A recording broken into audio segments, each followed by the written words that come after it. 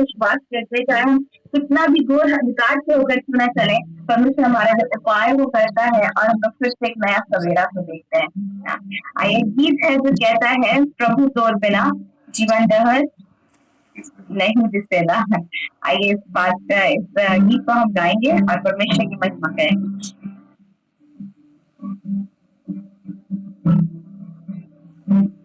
प्रभु तोर बिना जीवन डहर नहीं दिसेला, तोर बिना मोर जीवन हिलोलो। प्रभु तोर बिना जीवन डहर नहीं दिसेला, तोर बिना मोर जीवन हिलोलो।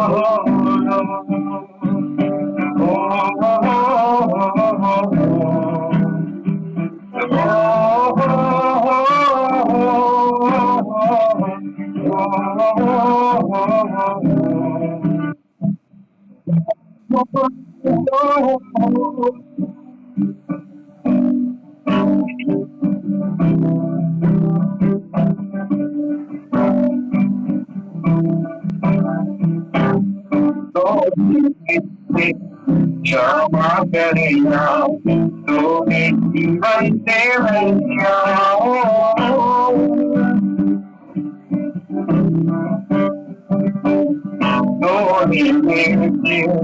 क्षमा करेगा तो जीवन दे भैया। तो गिलाही दो गिलाज का बता जीवन है के मोर। तो गिलाही दो गिलाज का बता जीवन है के मोर।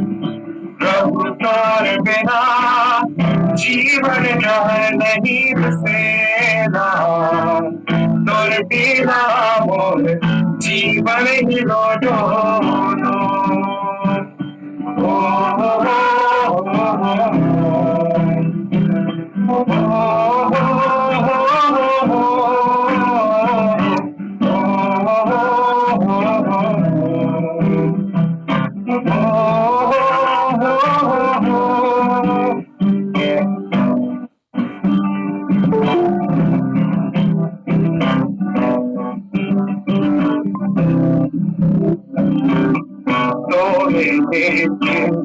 कृपा करिया तो जीवन में भैया।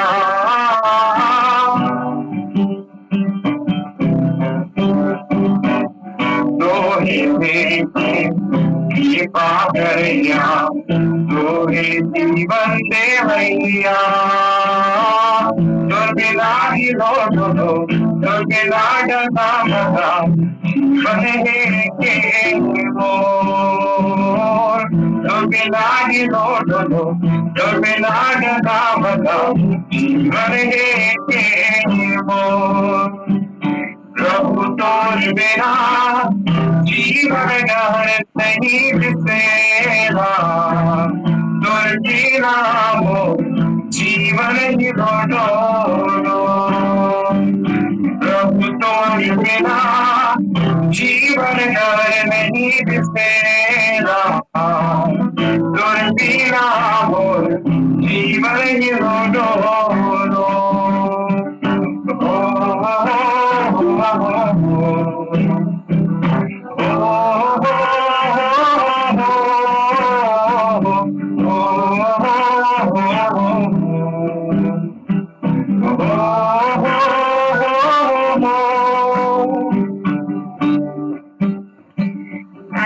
परमेश्वर के बिना हमें जीवन डहर नहीं दिखता है, हमें समझ में नहीं आता है कि हम किधर जाए, क्या करें। और जब भी हम कोई भी ऐसा स्टेप बिना परमेश्वर की अगुवाई में होकर के लेते हैं, तो हमने अपने जीवन में देखा हो कि हम उस बात पे आगे नहीं बढ़ पाते हैं ना। और परमेश्वर जिन बातों को हमारे लिए रखा है, उन बातों के अनुसार जब हम चलते हैं तो हम परमेश्वर की महिमा को देखते हैं। हम लोग देख पाते हैं कि परमेश्वर कितने अद्भुत बातों को हमारे जीवनों में करता है। ठीक है, आइए इस समय हम और उसकी आराधना करेंगे और उसके लिए हम गीतों को गाएंगे और उसको महिमा देंगे, क्योंकि सच में जब हम उसके नजदीक में बैठते हैं तो परमेश्वर को ये बहुत भाता है कि हम उसकी आराधना पूरे मन से और सच्चाई से करें, है ना। और उसका वचन भी हमें इस बात को बतलाता है कि परमेश्वर ऐसे आराधकों को ढूंढता है जो आत्मा और सच्चाई से उसकी आराधना करते। तो आज की शाम जब यहाँ पे उपस्थित है, और आइए हम एक बार फिर से पूरे सच्चाई के साथ, पूरे मन के साथ परमेश्वर को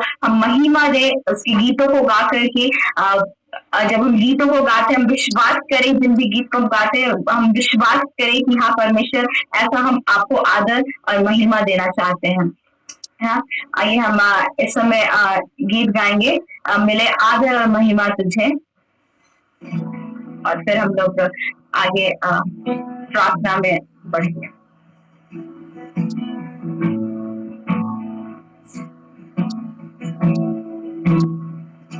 मिले आदर और महिमा तुझे, जाना धन्यवाद प्रभु। मिले स्तुति और शक्ति प्रशंसा सदा सर्वदा। मेरे आदर और महिमा तुझे, ज्ञान और धन्यवाद मेरे स्तुति और शक्ति प्रशंसा सदा सर्वदा। सर्वशक्तिमान प्रभु परमेश्वर जो है और रहेगा। सर्वशक्तिमान प्रभु परमेश्वर जो है और रहेगा। तेरी महिमा हो सदा मेरे जीवन में। तेरी महिमा हो सदा मेरे जीवन में। तेरी महिमा हो सदा मेरे जीवन में। तेरी महिमा हो सदा मेरे जीवन में।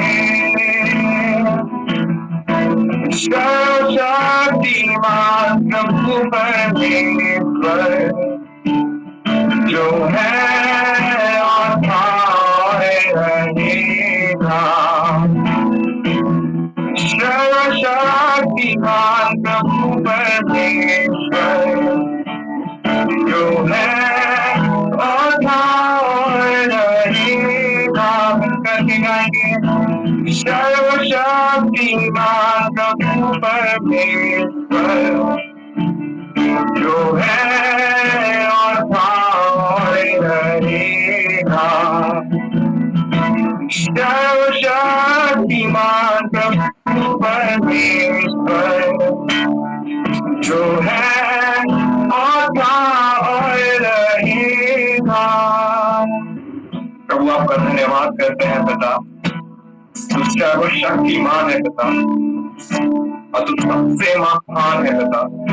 और प्रभु तू आज और कभी बदलने वाला परमेश्वर नहीं पिता। वचन बताता पिता तू हमेशा एक तरह युगाने युग एक तरह करता।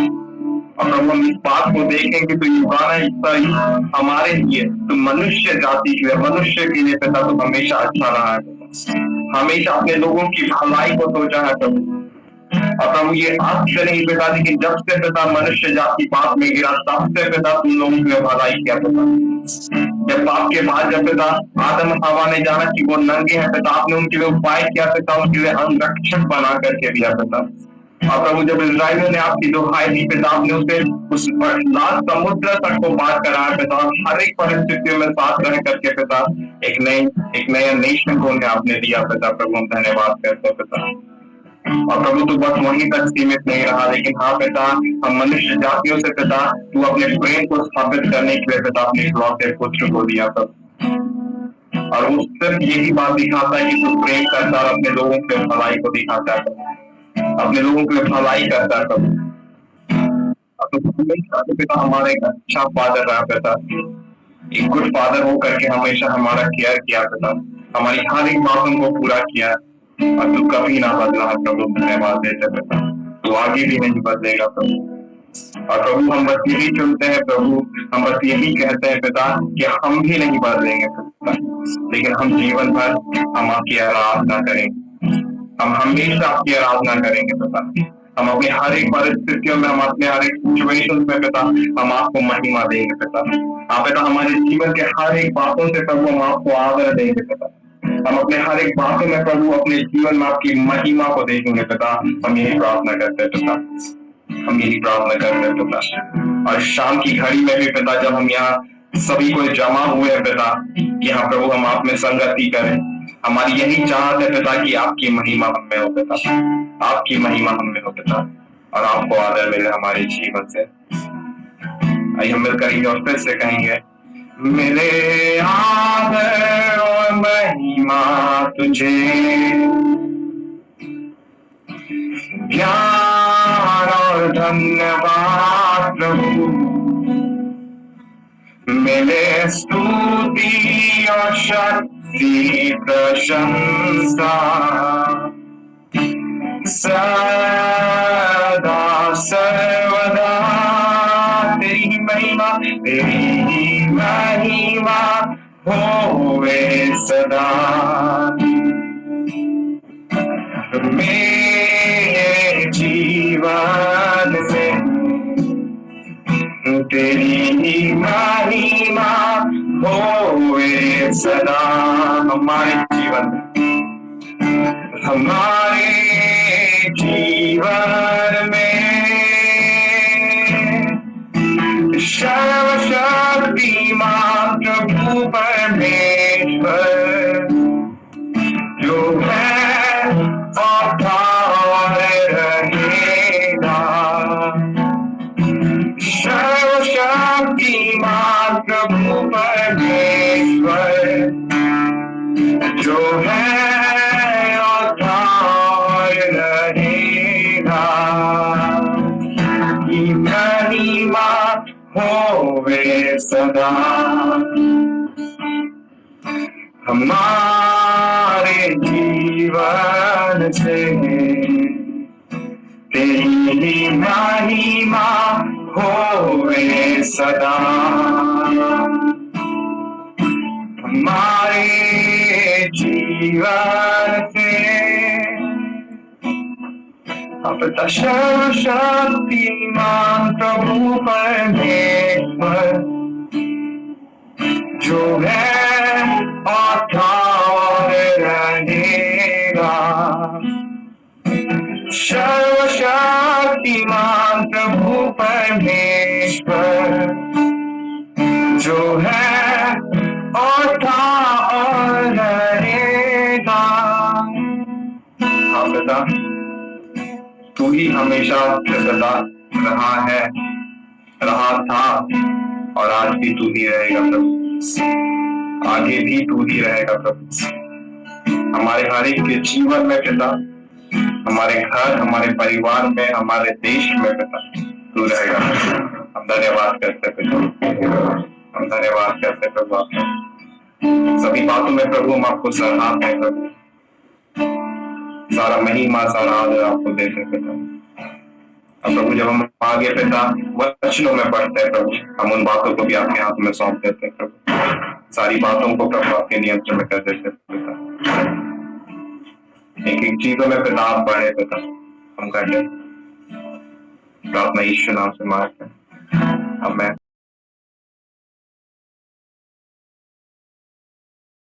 आज की शाम हम लोग आगे बढ़ेंगे और थोड़ा देर हम लोग परमेश्वर के वचन से देखेंगे कि प्रभु अपने वचन से आज की शाम हम लोगों को किन बातों को ध्यान दिलाना चाहते हैं।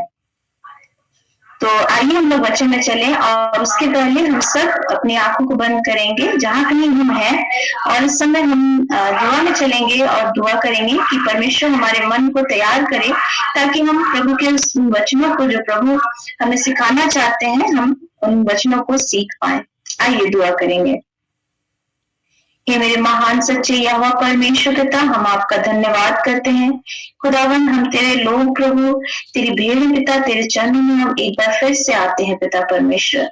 खुदावन, धन्यवाद करते हैं कि हम सब अलग अलग जगहों पर हैं प्रभु, लेकिन आपने प्यारे यीशु मसीह आपने हमें एक किया है कि हम एक साथ मिलकर प्रभु आपके नाम की महिमा और स्तुति करने पाते हैं पिता परमेश्वर।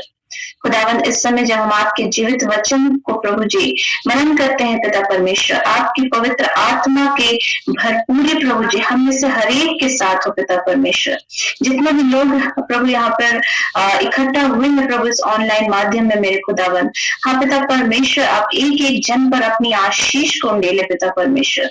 आपके जीवित कलाम से प्रभु आप हमसे बातें करें मेरे परमेश्वर पिता, क्योंकि वचन कहता है कि राजा के वचन में सामर्थ है। सच में प्रभु यीशु मसीह, मुझ में सामर्थ नहीं प्रभु, मेरी बातों में सामर्थ नहीं है मेरे परमेश्वर पिता, लेकिन यीशु मसीह आपके वचन में सामर्थ है प्रभु जी। और इस समय जब हम यहाँ इकट्ठे हैं प्रभु तेरे वचन को प्रभु जी सुनने के लिए, सीखने के लिए, पवित्र आत्मा परमेश्वर, हम प्रार्थना करते हैं कि प्रभु सारा नियंत्रण आप लीजिए पवित्र आत्मा परमेश्वर। उन्हें दीजिए प्रभु कि आपके अगुवाई में प्रभु जी आज के दिन पिता हम परमेश्वर आपके वचन को सीखने पाए प्रभु। जो कुछ भी प्रभु आपने मुझे सिखाया है, हाँ प्रभु होने दे पिता कि तेरी पवित्र आत्मा की सामर्थ्य से प्रभु उन बातों को पिता परमेश्वर आज की शाम प्रभु जी मैं तेरे लोगों के सम्मुख रख पाऊं पिता परमेश्वर, ताकि प्रभु जी इस हर बात में प्रभु यीशु मसीह आपके नाम को महिमा मिले और आपका नाम ऊंचा होने पाए खुदावन। मैं घटूं और यीशु मसीह आप बढ़े मेरे खुदावन। सब बातों के लिए धन्यवाद करते हैं और इस प्रार्थना को अपने उद्धार करता जीवित यीशु के पवित्र नाम में मांगते हैं। दया से सुन करके स्वर्ग के राज्य में ग्रहण करें। यीशु नाम में हम प्रार्थना मांगते हैं, आमेन आमेन। Praise Lord. तो मैं परमेश्वर का धन्यवाद करती हूँ एक बार फिर से इस सुंदर समय के लिए जो प्रभु ने दिया है। और सच में परमेश्वर के वचन में सामर्थ्य है। जब हम लोग परमेश्वर के वचन को सुनने के लिए, वचन में मनन करने के लिए बैठते हैं, तो हमें हमेशा इस उम्मीद से, इस एक्सपेक्टेशन से बैठना चाहिए कि प्रभु आज के दिन हमें जरूर कुछ ना कुछ नया सिखाएंगे। आमेन, हालेलुया। तो आइए हम लोग वचन में चलेंगे और आज का जो मेरा विषय है जिसके ऊपर मैं आज बात करने वाली हूँ, ये एक आप लोगों ने सुना होगा, हम लोग कई बार इन विषयों को सुन चुके हैं। तो आज का जो मेरा विषय है वो है अच्छी भूमि सा मन। तो ये एक बहुत ही सिंपल और बहुत ही इम्पोर्टेंट टॉपिक है, अच्छी भूमि सा मन, है ना। तो मेरे साथ वचन निकालेंगे लूका और उसका 8वां अध्याय, लूका उसका 8वां अध्याय और उसका 15वां वचन। Luke chapter 8 verse 15। मैं रिक्वेस्ट करूंगी अगर कोई है जो वचन पढ़ने में मेरी सहायता कर सकते हैं तो कोई अपना माइक ऑन करके रख सकते हैं और वचन पढ़ने में मेरी सहायता कर सकते हैं। लूका 8 उसका 15 जी। पर अच्छी भूमि में के वे हैं जो वचन सुनकर भले और उत्तम मन में संभाले रहते हैं और धीरज से फल लाते हैं। आमीन आमेन। धन्यवाद बहन। परमेश्वर का वचन बहुत ही सुंदर है, बहुत ही सुंदर है ना, बहुत ही अच्छा है, बहुत सी बातों को हमें सिखाता है।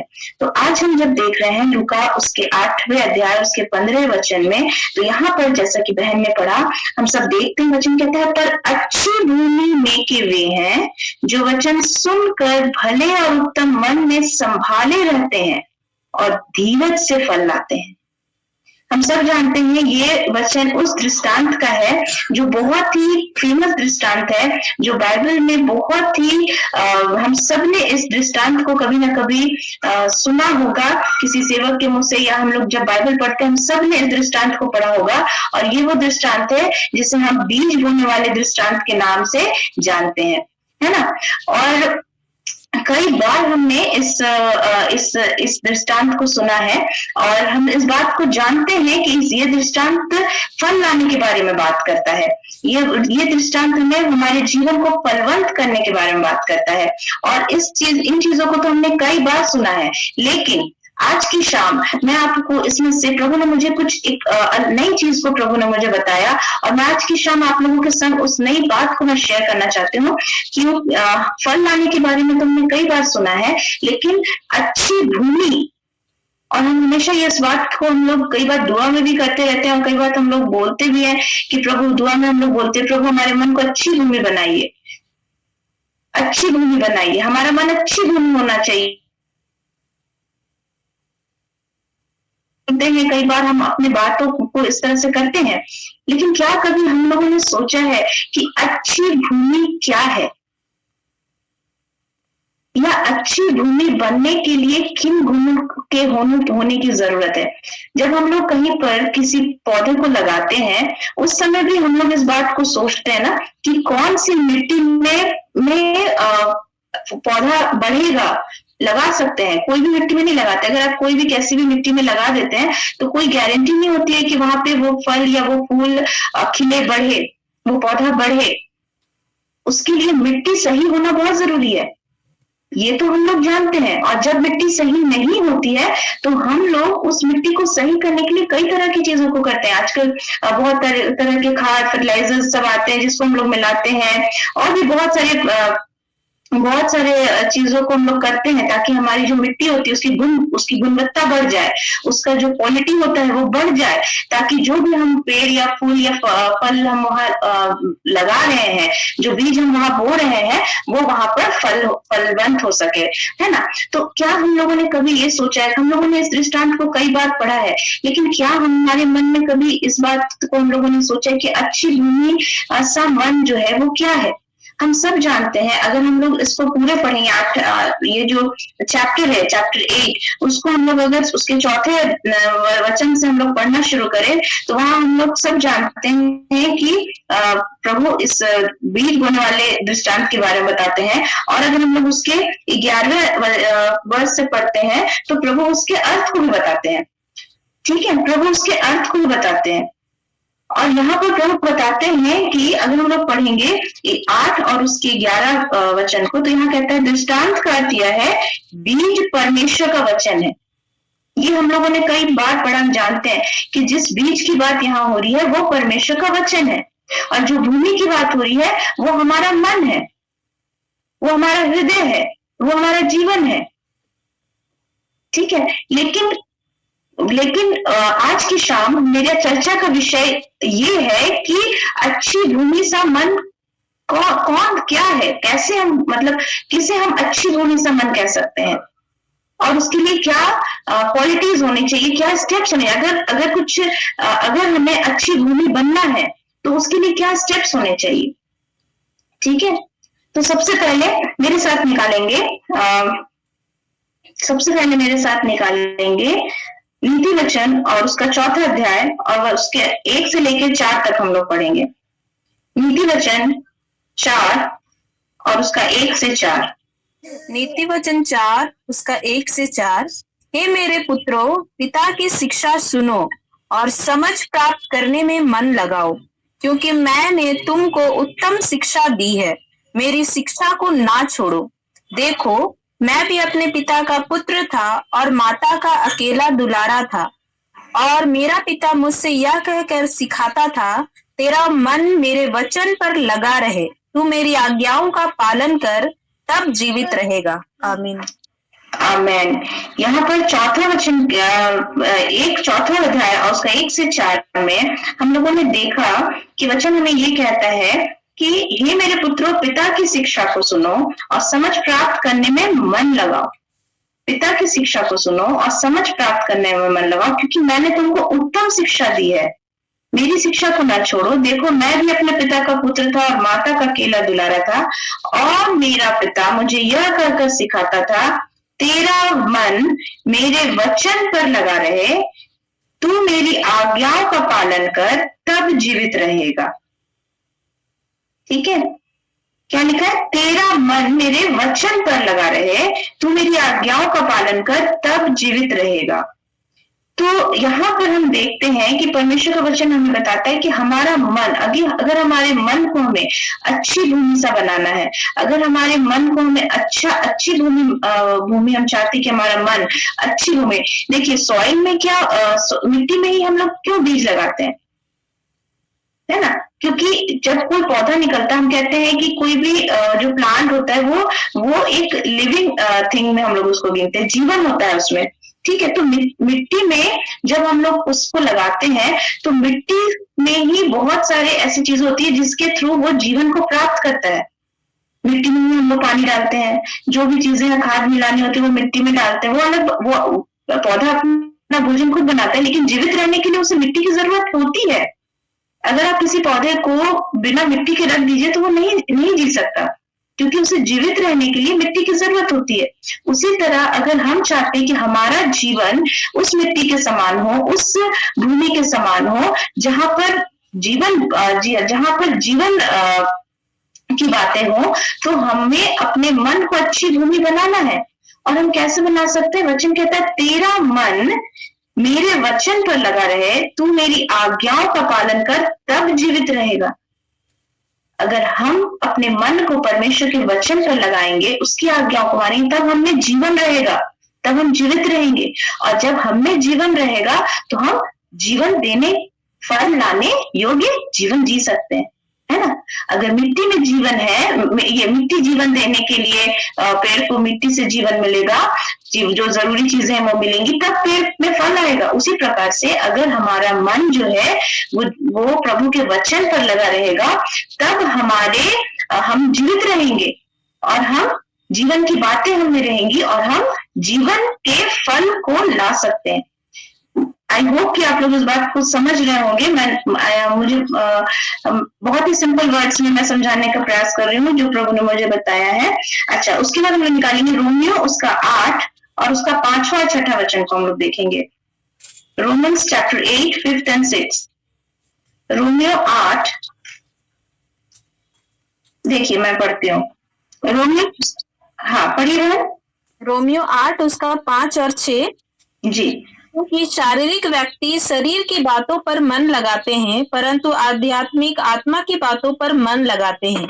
शरीर पर मन लगाना तो मृत्यु है, परंतु आत्मा पर मन लगाना जीवन और शांति है। Thank you. यहाँ पर हम लोग देखते हैं कि लिखा है, क्योंकि शारीरिक व्यक्ति शरीर की बातों पर मन लगाते हैं, परंतु आध्यात्मिक आत्मा की बातों पर मन लगाते हैं। आज अगर हम चाहते हैं कि हमारा मन अच्छी भूमि बने, तो हमें कहाँ मन लगाना है? लिखा है 6वें वचन में, शरीर पर मन लगाना तो मृत्यु है, परंतु आत्मा पर मन लगाना जीवन और शांति है। परमेश्वर की बातों पर मन लगाने से ही जीवन मिलता है। परमेश्वर की बातों पर, वचन पर, प्रभु की मार्ग पर, प्रभु की चीजों पर, आध्यात्मिक बातों पर, पवित्र आत्मा की बातों पर मन लगाना ही जीवन है। तो मैं आपको इन वर्सेस से मैं आप लोगों को ये बताना चाह रही हूँ कि परमेश्वर का वचन हमें बताता है कि हमें मन कहाँ लगाना है। हमारा मन जो है वो जब प्रभु की बातों पर लगा रहेगा, तभी हम अच्छी भूमि बन सकते हैं। हमारा मन अच्छी भूमि बन सकता है, हमारा मन जीवन से भर सकता है। वचन कहता है, अभी हमने पढ़ा लिखा है कि तब तुम जीवित रहोगे, तब हम जीवित रह सकते हैं, तब जीवन की बातें हमारे अंदर रह सकती हैं। और जब जीवन की बातें हमारे अंदर रहेगी तो हम फल ला सकते हैं, हम जीवन बांट सकते हैं, है ना?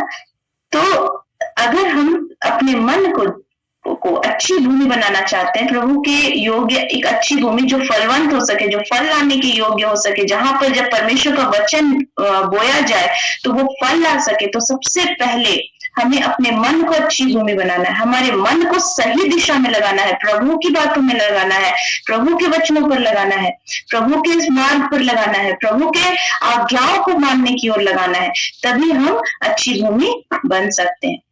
अब आप कहेंगे कि सिस्टर आपने कहा कि प्रभु की बातों पर मन लगाना है, वचन पर मन लगाना है, प्रभु की आज्ञाओं को मानना है। हाँ, तो ये सब चीजें तो ठीक है, लेकिन क्या कैसे हम लोग ये सब कर सकते हैं? कई बार हम लोग करना चाहते हैं, कई बार हम लोग करना चाहते हैं, लेकिन हम लोग नहीं जानते कि हम लोग कैसे कर सकते हैं।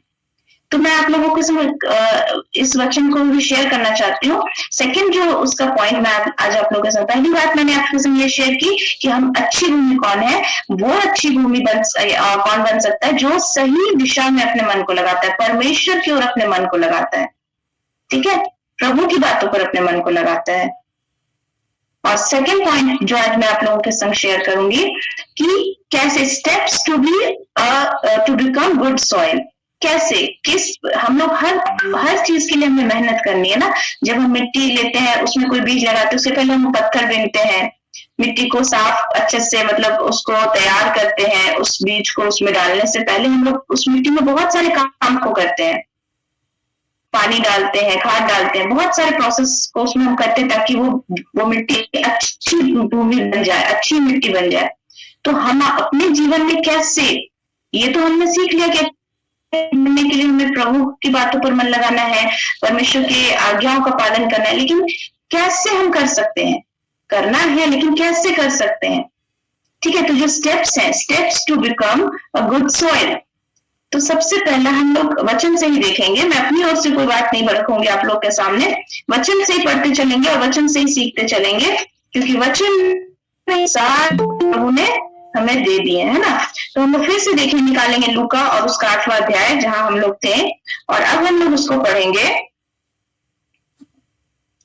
11 से, लूका उसका 8 से लेकर 8 का, लूका 8 का 11 से लेकर के और 15 तक अब हम लोग एक बार फिर से पढ़ेंगे, और हम लोग उन स्टेप्स को देखेंगे, उन चीजों को देखेंगे जो हमें अच्छी भूमि बनने में मदद करेंगी। लूका 8 उसका 11 से, दृष्टांत का अर्थ यह है, बीज परमेश्वर का वचन है, मार्ग के किनारे के वे हैं जिन्होंने सुना, तब शैतान आकर उनके मन में से वचन उठा ले जाता है कि कहीं ऐसा ना हो कि वे विश्वास करके उद्धार पाए। चट्टान पर के वे हैं कि जब सुनते हैं तो आनंद से वचन को ग्रहण तो करते हैं, परंतु जड़ ना पकड़ने से वे थोड़ी देर तक विश्वास रखते हैं और परीक्षा के समय भाग जाते हैं। जो झाड़ियों में गिरा, यह वे हैं जो वचन सुनते हैं पर आगे चलकर चिंता और धन और जीवन के सुख विलास में फंस जाते हैं और उनका फल नहीं पकता। पर अच्छी भूमि में के वे हैं जो वचन सुनकर भले और उत्तम मन में संभाले रहते हैं और धीरज से फल लाते हैं। धन्यवाद। तो अभी हम लोग जैसे यहाँ पर देखें कि यहाँ पर लिखा हुआ है कि बीज परमेश्वर का वचन है, मार्ग के किनारे के वे हैं जिन्होंने सुना, ठीक है, उन्होंने सुना, तब शैतान आकर उनके मन में से वचन उठा ले जाता है कि कहीं ऐसा ना हो कि वे विश्वास करके उद्धार पाए। तो सबसे पहला स्टेप जो ये है, अगर हमें चाहते हैं कि हम अच्छी भूमि बने, तो सबसे पहला स्टेप जो है वो है सुनना। सबसे पहला स्टेप है कि हम सुने, हम परमेश्वर के वचन को सुने, ठीक है। जो नहीं सुनता वो कैसे जानेगा कि प्रभु हमें क्या सिखाना चाहते हैं, क्या बताना चाहते हैं, क्या सही है, क्या गलत है। परमेश्वर की बातें, परमेश्वर का प्रेम वो कैसे जानेगा जब वो सुनेगा ही नहीं। मेरे साथ निकालेंगे प्रकाशित वाक्य उसका 1 और उसका 3।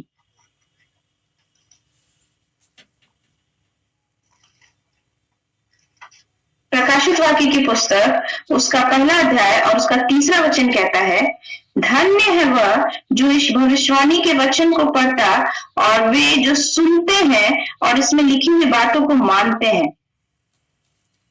वे जो सुनते हैं उनको प्रभु धन्य कहते हैं, जो पढ़ते हैं, सुनते हैं और मानते हैं, ऐसे लोगों को प्रभु धन्य कह रहे हैं। ठीक है, यहाँ पर तो हम लोग देखते हैं कि परमेश्वर का वचन जब हम लोग सुनते हैं तभी हम लोग प्रभु की बातों को जान सकते हैं। प्रभु चाहते हैं कि हम लोग प्रभु के वचन को सुने। तो सबसे पहला जो स्टेप है जो हमें अच्छी भूमि बनने में मदद करेगा वो है कि परमेश्वर के वचन को सुने। उसे सुने।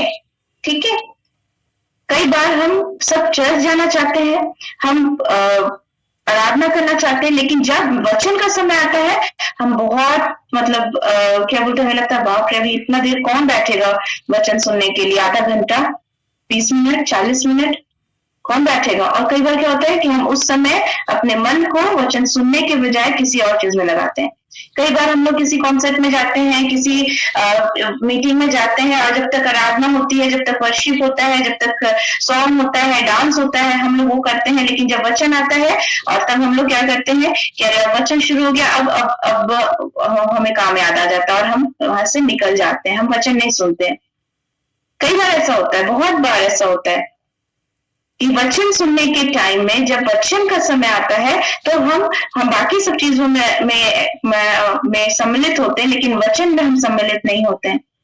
कई बार होता है कि हम चर्च में बैठे हैं वचन के समय, लेकिन हम क्या करते हैं कि हम अपने मोबाइल को निकाल करके और हम अपने व्हाट्सएप और फेसबुक को चलाते हैं, हम वचन में नहीं सुनते, हम ध्यान नहीं देते।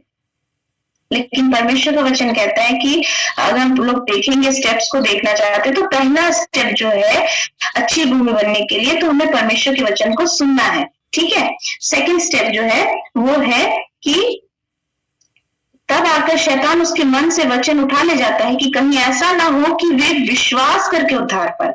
शैतान क्या नहीं चाहता, वचन उसने सुन तो लिया, लेकिन नेक्स्ट उसको नेक्स्ट स्टेप में शैतान नहीं जाने देना चाहता। शैतान उस वचन को चुरा ले जाता है, क्योंकि लिखा है कि कहीं ऐसा ना हो कि वे विश्वास करे। तो सेकंड जो स्टेप है, जब हम अच्छी भूमि बनना चाहते हैं, तो हमारे पास हमारी ये क्वालिटी होनी चाहिए कि हम सिर्फ सुनने वाले ना हो, लेकिन हम विश्वास करने वाले भी होने पाए। कई बार हम लोग परमेश्वर के वचन को सुनते हैं, लेकिन हम लोग उसको विश्वास नहीं करते। हम लोगों ने सुना कि हमारा प्रभु यीशु मसीह जो है वो चंगा करने वाला परमेश्वर है, लेकिन जब बीमारी आती है तो हम क्या करते हैं कि हम उस चीज को विश्वास नहीं करते हैं। कई बार हम इस बात को सुने हैं वचन में कि हमारा परमेश्वर असंभव को संभव करता है, और हमें हर एक उसके लिए कुछ भी कठिन नहीं है। लेकिन जब परेशानी और कठिनाई आती है, हम क्या करते हैं, हम किसी और की तरफ, मनुष्य की तरफ, और बहुत मतलब अलग अलग तरफ अपने ध्यान को लगाते हैं और इधर उधर सहायता ढूंढने लगते हैं, बजाय कि हम परमेश्वर के पास आए। लेकिन बाइबल हमें बतलाती है कि रोमियो उसका 1 और 17 वचन को अगर आप पढ़ेंगे तो वहां पर देखिए क्या लिखा हुआ है। रोमियो की पत्री और उसका 1 अध्याय और उसका 17वां वचन लिखा है, क्योंकि उसमें परमेश्वर की धार्मिकता विश्वास से और विश्वास के लिए प्रकट होती है। जैसा लिखा है, विश्वास से धर्मी जन जीवित रहेगा। विश्वास से धर्मी जन जीवित रहेगा। हमें अच्छी भूमि बनने के लिए, हमें जीवित रहने के लिए विश्वास की जरूरत है। ठीक है, तो पहला जो अच्छी भूमि बनने के लिए जो सबसे पहली चीज है वो है कि हम परमेश्वर के वचन को सुने, और दूसरी जो चीज है वो है कि हम सिर्फ सुने ही नहीं, परंतु हम क्या करें, हम विश्वास भी करें कि हमने जो सुना है, हमें जो परमेश्वर का वचन मिला है, चाहे हम किसी से सुन रहे हैं, या हम खुद से वचन पढ़ रहे हैं, या फिर हम कहीं पर किसी मैगजीन में, किसी मसीही किताब में पढ़ रहे, कहीं से भी अगर हमने किसी वचन को पढ़ा है, किसी वचन को सुना है, तो हम उसे सुनने वाले ही नहीं परंतु विश्वास करने वाले भी बने। विश्व धर्मी जन जीवित रहेगा। तीसरी बात, जो तीसरा पॉइंट मैं आप लोगों को के संग शेयर करती हूँ, वो है, यहाँ पर आगे पढ़ते हैं, लिखा है, चट्टान पर के वे हैं कि जब सुनते हैं तो आनंद है, ठीक है, आनंद से वचन को ग्रहण करते हैं। तो तीसरा जो क्वालिटी होना चाहिए वो होना चाहिए ग्रहण करना। हमने वचन को सुन लिया, हमने वचन को पर विश्वास कर लिया, तीसरा वचन को ग्रहण भी कर लेना है। अगर मैं आपको कोई प्रेजेंट दूं, गिफ्ट दूं, तो आप उस गिफ्ट को जब तक मैं दूंगी, ऐसे मैं आपको दे रही हूं, लेकिन आप जब तक उसे ग्रहण नहीं करेंगे, रिसीव नहीं करेंगे, वो आपका नहीं होगा। उसी तरह से जब हम परमेश्वर के वचन को सुन लेते हैं, तो हमने उस वचन को सुना है और फिर हम विश्वास, अगर हम सुने हैं कि हमारा प्रभु यीशु मसीह जीवित प्रभु है, तो हमने इस वचन को सुना, अब हम उस पर विश्वास करते हैं कि हमारा प्रभु यीशु मसीह जीवित है, हम विश्वास भी करते हैं, लेकिन हमें ग्रहण भी, एक्सेप्ट भी करना है इस चीज को, हमें इस चीज को मान लेना है, रिसीव कर लेना है कि हमारा प्रभु जिंदा प्रभु है। विश्वास करने के बाद उसे रिसीव करना, मतलब अपने जीवन में उस वचन को ले लेना है, उस वचन को की सामर्थ को अपने जीवन में रिसीव कर लेना है, ग्रहण कर लेना है। जब हम ग्रहण करते हैं तो परमेश्वर की आशीष हमारे जीवन में आती है। जब हम उससे रिसीव करते हैं उस वचन की सामर्थ को, बाइबल हमें बताती है कि राजा के वचन में सामर्थ है। जब उस वचन को हम रिसीव करते हैं तो वो उस वचन की सामर्थ हमारे जीवन में आती है। इसीलिए हमें हमेशा इस बात को, आपने सुना होगा कि बताया जाता है कि वचन के साथ प्रार्थना करो, वचन कोट करके प्रार्थना करो। जब भी कोई किसी परिस्थिति में पढ़ो तो जो वचन उससे जुड़ा हुआ है उस वचन को बोलो, क्योंकि वचन में सामर्थ, वो वचन जब हम बोलते हैं, उस वचन पे जब हम विश्वास करते हैं, जब उस वचन को हमने सुना, हमने कभी सुना था कि प्रभु चंगा करता है, हमने विश्वास भी किया कि प्रभु चंगा करता है, लेकिन जब हम बीमार हुए तो हम रिसीव नहीं कर रहे। कैसे रिसीव नहीं कर रहे? हम उस वचन को नहीं बोल रहे हैं, प्रभु तूने कहा है कि तू चंगा करता है, मैं विश्वास करती हूँ, मैं रिसीव करती हूँ प्रभु मेरी चंगाई। जब हम उस वचन को ग्रहण करते हैं तब वो वचन हमारे जीवन में काम करता है। तो हमें वचन को ग्रहण करना है, सुनना है, विश्वास करना है और फिर हमें उस वचन को रिसीव करना है, ग्रहण करना है अपने जीवन में। देखिए यहाँ पे क्या लिखा हुआ है, यूहन्ना उसका 1 और उसके 12 में, उसमें लिखा हुआ है कि जितनों ने उसे ग्रहण किया उसने उसे, रुकिए मैं पढ़ती हूँ, यूहन्ना उसका 1 और उसका 12।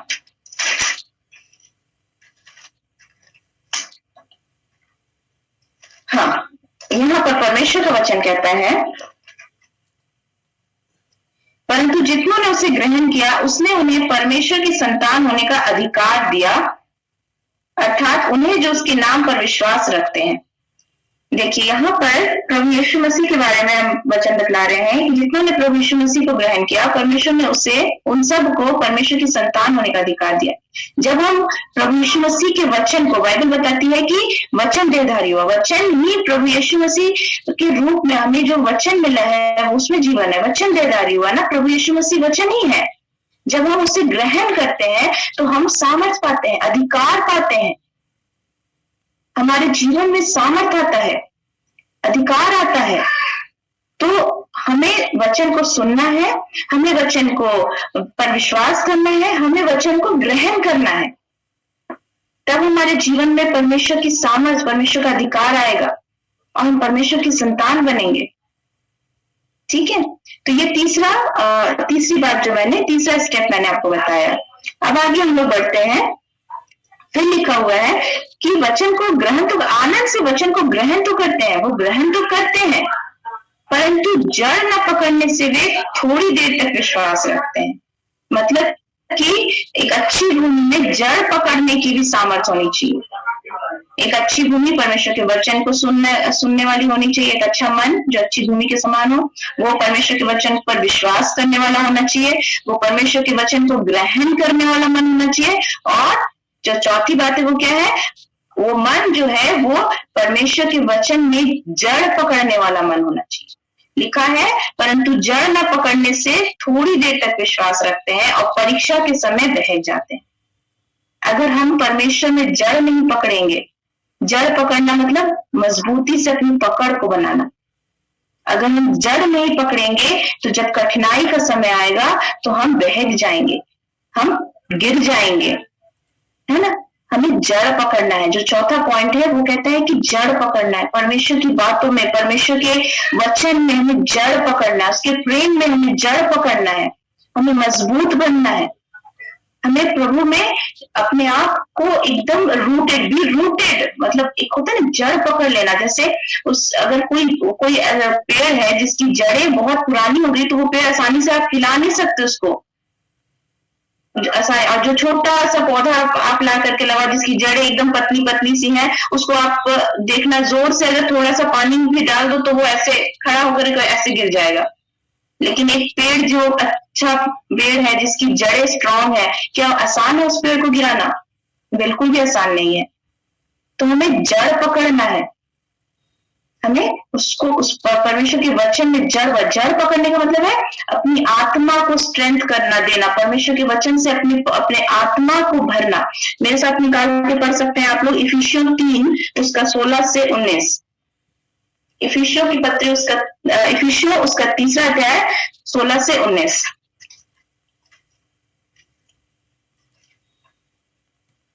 Ephesians chapter 3 16 to 19। इफिसियों 3 उसका 16 से 19। इसलिए मैं विनती करता हूँ कि जो क्लेश तुम्हारे लिए मुझे हो रहे हैं उनके कारण साहस ना छोड़ो, क्योंकि उनमें तुम्हारी महिमा है। मैं इसी कारण बहन इफिसियों उसका 3रा अध्याय और उसका 16 से 19 में पढ़ती हूँ।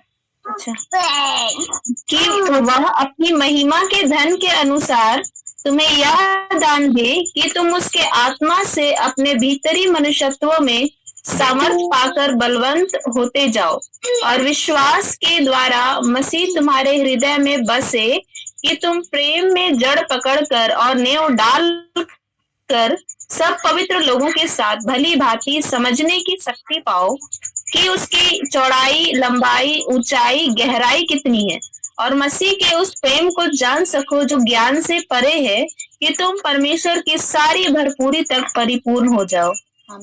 यहाँ पर हम देखते हैं कि मसीह के प्रेम में जड़ पकड़ने की बात हो रही है। जब हम मसीह के प्रेम को जानेंगे हम उसमें मजबूत होते चले जाएंगे। परमेश्वर के वचन को जब हम पढ़ेंगे हम उसके प्रेम को जानेंगे। हम जब मसीह के प्रेम को जानेंगे उसमें जड़ पकड़ेंगे। वचन कहता है कि प्रेम में जड़ पकड़कर और नींव डालकर सब पवित्र लोगों के साथ भली भांति समझने की शक्ति पाओ कि उसकी चौड़ाई, किसकी चौड़ाई? परमेश्वर के प्रेम की चौड़ाई, उसकी चौड़ाई और लंबाई और ऊंचाई और गहराई कितनी है, और मसीह के उस प्रेम को जान सको जो ज्ञान से परे है, कि तुम परमेश्वर की सारी भरपूरी तक परिपूर्ण हो जाओ। हमें जड़ पकड़ना है परमेश्वर की बातों में, हमें जड़ पकड़ना है परमेश्वर के वचन में, हमें जड़ पकड़ना है परमेश्वर के प्रेम में। तभी हम कितनी भी परेशानी आए, कितनी भी विपत्ति आए, कोई सा भी कठिन समय आए, हम प्रभु में बने रह सकते हैं, हम प्रभु में टिके रह सकते हैं। हमें कोई गिरा नहीं सकता, हमें कोई प्रभु से अलग नहीं कर सकता। लेकिन अगर हम जड़ नहीं पकड़े हैं तो जैसा कि लूका में भी हम लोग यहाँ पर पढ़ रहे हैं, यहाँ पर कि क्या लिखा है, परीक्षा आते साथ क्या हुआ कि वो लोग बहक जाते हैं जड़ ना पकड़ने के कारण। अभी हमने देखा लूका 8 में जो हम लोग वचन पढ़ रहे हैं उसमें लिखा हुआ है यहाँ पर 13वां वचन में कि चट्टान पर की वे हैं जो सुनते तो है और आनंद से वचन को ग्रहण तो करते हैं, परंतु जड़ न पकड़ने से वे थोड़ी देर तक विश्वास रखते हैं और परीक्षा के समय बहक जाते हैं। तो अच्छी भूमि होने के लिए हमें ये जरूरी है कि हम जड़ पकड़ने वाले हो, हमारा मन ऐसा हो जो प्रभु में जड़ पकड़े रहे, प्रभु में हम बने रहे एकदम, मतलब मतलब हम लोग एकदम प्रभु में स्थिर हो सके, वैसा मन हमारा होना चाहिए। तो मैंने अभी तक आप लोगों को 4 बातें बताई। पहला, परमेश्वर के वचन को सुनना है, दूसरा वचन को विश्वास करना है, तीसरी बात की ग्रहण करना है, और उसके बाद चौथी बात मैंने बताई है जड़ पकड़ना है। और एक बात मैं बताना चाहूंगी, आखिरी बात है, और उसके बाद आगे लिखा हुआ है 5वीं बात, जो झाड़ियों में गिरा यह वे है जो सुनते हैं पर आगे चलकर चिंता और धन और जीवन के सुख विलास में फंस जाते हैं और उनका फल नहीं पकता। तो 5वीं जो बात वो ये है कि किसी और, 5वां जो पॉइंट है वो है किसी और चीज को, किसी और बीज को उगने नहीं देना, किसी भी और बीज को। परमेश्वर का वो वचन जो उस भूमि, आपकी भूमि रूपी मन पर में पड़ा है, मिला है, गिरा है, या जो भी बोलिए, बोया गया है, उस बीज को छोड़कर किसी और बीज को उगने नहीं देना। यहाँ पर लिखा है कि वो झाड़ियों में गिरना वो है जो आगे चलकर चिंता का बीज, धन, जीवन के सुख विलास में फंस जाते हैं। मतलब दूसरी बातें हमारे जीवन को जब ओवररूल करने लगती हैं, दूसरी बातें जब हमारे जीवन में परमेश्वर के स्थान को ले लेती हैं, तो हमारा जीवन जो होता है वो अच्छी भूमि नहीं बन सकता, फल लाने वाला जीवन नहीं बन सकता। हमारे जीवन में सिर्फ उसी बीज को हमें उगने देना है जो कि प्रभु की ओर से है, और किसी दूसरे बीज को उगने नहीं देना। इसका क्या मतलब है कि जो दूसरी बातें हैं जो हमें प्रभु के प्रेम से अलग कर सकती है, उन बातों को अपने जीवन से छांटते चलना है, हटाते चलना है, हमें जांचते चलना है कि कहीं हमारे मन में कोई और बात प्रभु के स्थान को तो नहीं ले रही है।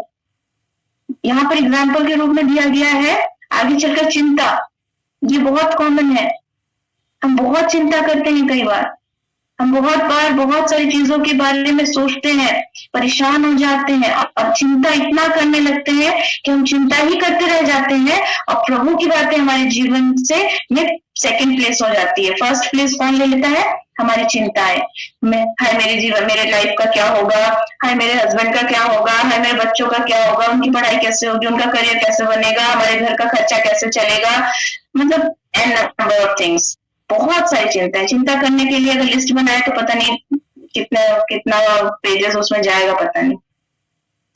लेकिन जब हम सिर्फ चिंता करते और प्रभु की बातों को महत्व नहीं देते हैं, तो परमेश्वर का वचन हमें बतलाता है कि वो बातें क्या करती है, झाड़ी के समान उस बीज को दबा देती है जो प्रभु की ओर से आया है। उसी प्रकार है धन। कई बार हम सिर्फ पैसे के पीछे हम इतने ज्यादा हो जाते हैं कि हम सिर्फ अपने पैसा कैसे कमाए, हम कितना अधिक से अधिक कमा सके, उसके पीछे हम अपने मन को लगाते हैं। उसके ठीक है, पैसा कमाना है, पैसा वो कमाना बुरी बात नहीं है, लेकिन उसके पीछे इतने दीवाने नहीं हो जाना है कि हमारे जीवन से प्रभु का स्थान पीछे हो जाए। ठीक है, कुछ लोग क्या होते हैं कि वो इतने ज्यादा बिजी हो जाते अपने काम में, अपनी कमाई में, अपने बिजनेस में इतने ज्यादा व्यस्त हो जाते हैं कभी कभी कि उनके लिए प्रभु के साथ बैठने के लिए, प्रभु की बातों को सीखने के लिए, वचन पढ़ने के लिए, संगति करने के लिए, किसी चीज के लिए समय नहीं होता है। वो सिर्फ पैसे के पीछे भागने लगते हैं। जीवन के सुख विलास, हम अपनी लाइफ को लग्जरी बनाने में इतने ज्यादा व्यस्त हो जाते हैं। हमें टीवी भी चाहिए, हमें फ्रिज भी चाहिए, हमें आजकल लेटेस्ट मोबाइल फोन भी चाहिए, हमें जो सबसे लेटेस्ट मॉडल की गाड़ी है वो भी चाहिए, हमारी बाइक इतनी ये होनी चाहिए भाई जो सबसे ज्यादा अभी लेटेस्ट फैशन में चल रही है, हमारे ड्रेसिंग सेंस इतना ज्यादा ये होना चाहिए कि हम दूसरों को इम्प्रेस कर सके। हमारा मतलब हम इतना ज्यादा अपनी लाइफ को कई बार लग्जरी बनाने में, इतना ज्यादा शो ऑफ करने में, इतना ज्यादा सुख विलास में अपने जीवन को व्यस्त कर लेते हैं। हमारा सोशल स्टेटस, हम बाइबल एवरीडे पढ़े चाहे नहीं पढ़े, मैंने अपने स्टेटस को अपडेट किया है कि नहीं फेसबुक पे। आजकल के यूथ तो बहुत मतलब एकदम पंक्चुअल रहते हैं। Every day status update. क्या एवरी डे स्टेटस अपडेट करने से पहले वचन पढ़ने को आपने अपने जीवन में प्रायोरिटी बनाया है? तो किसी और बीज को उगने नहीं देना है। अगर हम चाहते हैं कि हमारा मन जो है वो अच्छी भूमि सा तैयार हो, हमारा मन जो है वो फल लाने योग्य भूमि बने जाए, तो हमें किसी और बीज को प्रभु के वचन पर, प्रभु की बातों के ऊपर ओवर रूल करने के लिए नहीं अलाउ करना है। बाइबल हमें कहती है, आप कहेंगे कि आप अपने मन से इतनी सारी बातों को बोल रही हूँ। मैं अपने मन से नहीं बोल रही हूँ, वचन मैं बताती हूँ, आप निकालिए मेरे साथ मत्ती उसका 6 और उसका 24। और बस अब हम लोग अंत की तरफ ही हैं, मैं बस अब अंत करूंगी। मत्ती उसका 6 और उसका 24। कोई मनुष्य 2 स्वामियों की सेवा नहीं कर सकता, क्योंकि वह एक से बैर और दूसरे से प्रेम रखेगा, या एक से मिला रहेगा और दूसरे को तुच्छ जानेगा। तुम परमेश्वर और धन दोनों की सेवा नहीं कर सकते। Thank you sister. इस वचन को हम लोग कई बार पढ़ते हैं, और यहाँ पर पढ़ते हैं, जानते हैं, सुनते हैं, लेकिन कितनी बार हम अपने जीवन में जांचते हैं इस वचन को? वचन कहता है कोई मनुष्य 2 स्वामियों की सेवा नहीं कर सकता, क्योंकि वह एक से बैर और दूसरे से प्रेम रखेगा, एक से मिला रहेगा और दूसरे को तुच्छ जानेगा। यहाँ पर धन के बारे में लिखा है कि तुम परमेश्वर और धन दोनों की सेवा नहीं कर सकते, लेकिन मैं इस बात को प्रभु ने मुझे सिखाया है कि सिर्फ धन ही नहीं, कोई भी चीज जिसे हम प्रभु से ज्यादा इंपॉर्टेंस देते, वो हमारे जीवन में रूल करना चाहती है, स्वामित्व की जगह चाहती है। लेकिन हमारा जीवन का स्वामी सिर्फ यीशु मसीह होना चाहिए। कोई भी चीज हमारे जीवन में उससे बढ़कर नहीं होनी चाहिए, क्योंकि बाइबल हमें कहती है कि कोई मनुष्य दो स्वामी की सेवा नहीं कर सकता। हमारे जीवन का स्वामी कौन है? हम अपने जीवन में किससे अधिकार दे रहे हैं? किस बीज को हम उगने के लिए अलाउ कर रहे हैं अपने जीवन में? जब हम सुबह सो के उठते हैं तो क्या हम परमेश्वर को पहला स्थान देते हैं या हम अपने मोबाइल को पहला स्थान देते हैं?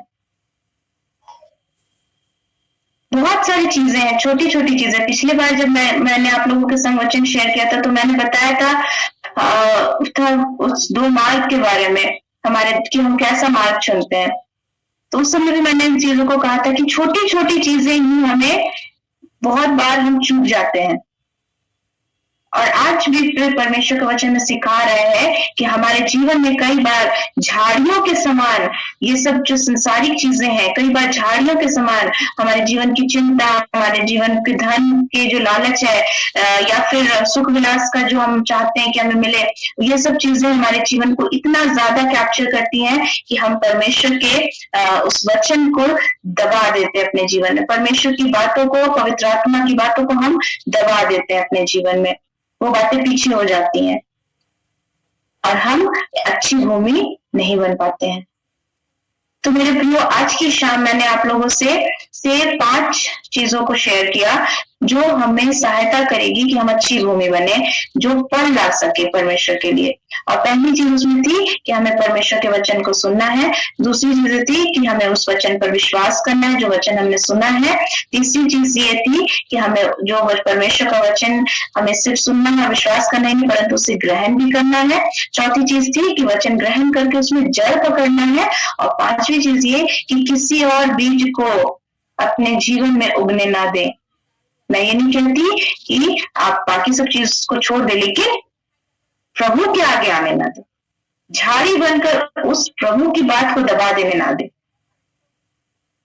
प्राइड को आगे आने ना दे। प्रभु ने तो हमें प्रेम करना सिखाया है, लेकिन हमारा ईगो इतना बड़ा हो गया कि किसी ने मुझसे कैसे बुरे शब्द में बात कर ली, भाई हिम्मत कैसे हो गई कि मुझे जानता नहीं है ये व्यक्ति। कहाँ गई प्रभु की बात? आपका ईगो झाड़ी बनकर आपके परमेश्वर के प्रेम को दबा दिया। तो इन बातों को जब हम देखते हैं, जब हम इन बातों पर वर्कआउट करते हैं, ये अपने आप नहीं हो जाएंगी, ये एक दिन में नहीं हो जाएंगी। आबरा का डाबरा वाला कोई सिस्टम नहीं चलता है यहाँ पे। इसमें हमें वर्कआउट करना पड़ेगा। हम सब में है कमियां, ऐसा नहीं है। मैं बार बार कहती हूँ, जब मैं वचन प्रचार करती हूँ, मैं बार कहती हूँ कि हर व्यक्ति, चाहे वो प्रचारक हो चाहे वो सिखाने, हर कोई वर्कआउट करते हैं, प्रयास करते हैं, बहुत कुछ प्रभु की बातों को जब सीखते हैं। हर इंसान में कमी होती है, लेकिन हमें उसके लिए प्रभु से प्रार्थना करनी है और साथ ही साथ खुद भी हमें मेहनत करनी है कि हमारे जीवन से वो चीजें सही हो सके। तो परमेश्वर का वचन यहाँ पे सिखाता है कि पर अच्छी भूमि के वे हैं जो वचन सुनकर भले और उत्तम मन में संभाले रहते हैं और धीरज से फल लाते हैं।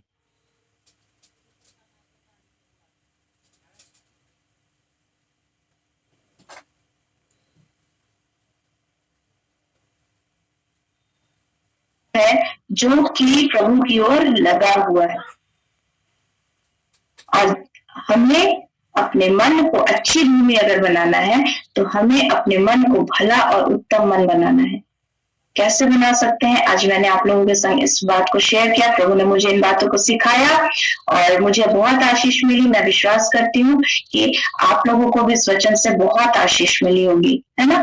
और धीरज से फल लाते हैं, धीरज से फल लाते हैं।